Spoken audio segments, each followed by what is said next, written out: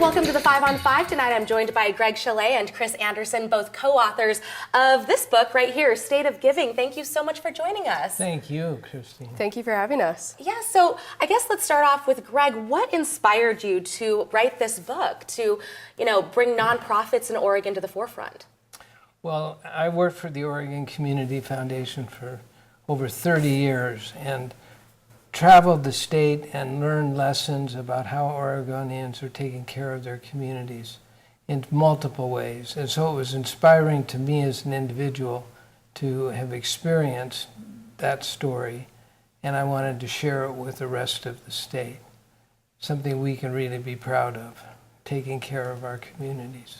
Yeah, and Oregonians are really giving people. I'm sure that you go into that in your book. Chris, I can't imagine the amount of work that went into this. I hear it took 2 long, hard years of research and talking to people.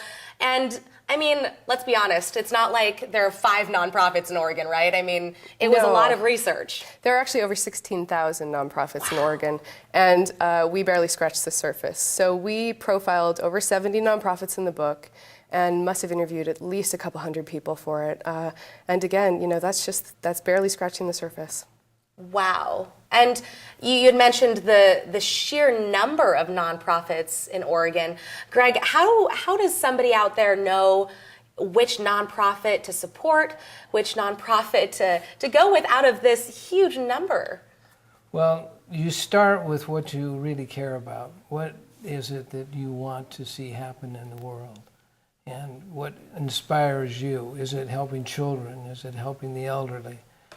Figure that out first, and then find organizations in your community that are doing that work and ask around. And there's good information available on the internet for nonprofits, what the costs of operation are, how many volunteers do they use, how effective is their board of directors. A lot of information you can get on the web. And so it's combining your interest with an effective organization in the community. Here in Southern Oregon, you've got some terrific nonprofits that are really doing a good job. So those are the basic steps. There are a couple of websites that we might send people to if they want to do a little bit more evaluation of organizations to get involved with. Mm-hmm. One is called GuideStar, and another one is called Charity Navigator. And they have all of the kind of financial data and tax data that might be useful to somebody who really wants to dig deep into making sure that their philanthropy is effective. Yeah, and speaking of people who want to make a difference, right now a lot of people are talking about the earthquake in Nepal. The death toll, unfortunately, is getting up above 4,600 from the last number I saw. And unfortunately, during these tragedies, people want to help, but then there are other people who want to capitalize on that and take advantage of that. And of course, then you've got people popping up saying they're part of a nonprofit when they're not. How do you prevent yourself from being scammed when all you want to do is just help? Well, I think there's if I may, again, you could go to those websites that I was just speaking about. They do a really good job of evaluating not just the efficacy of organizations, but also their integrity. But there are a couple of really great organizations that are Oregon-based that people can donate to. One is Mercy Corps, and another one is Medical Teams International, and they are doing really great work in Nepal right now. Right. And Greg, do you have anything, any tips that people can follow in case they want to get involved but don't want to get scammed in the process? Well, I think scams are overrated. I think there are some really good organizations. International Red Cross would be another, and some organizations that aren't in Oregon that are doing a great job, and you can get that information on the internet.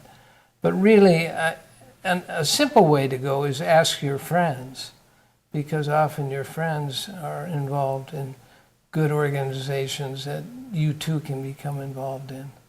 Right. And what do you think is the most important aspect of this book? What makes State of Giving a book that is a must-read for everyone, Greg? I think it's a must-read because it talks about some of the key issues facing our state. It identifies 7 key issues. And then it identifies how Oregonians are creatively addressing those issues. And it's a must-read because we don't know how successful we really are at the grassroots level.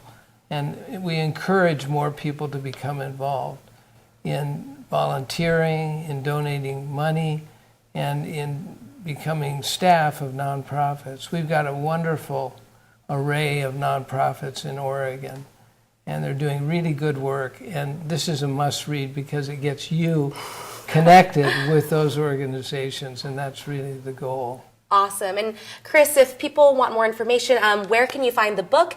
Also, where can they find more information about the book, about nonprofits? Well, the book should be coming soon to bookstores near you, and will shortly be available on Amazon and on powells.com. It's currently available on OSU Press's website, so we definitely encourage you to order from them.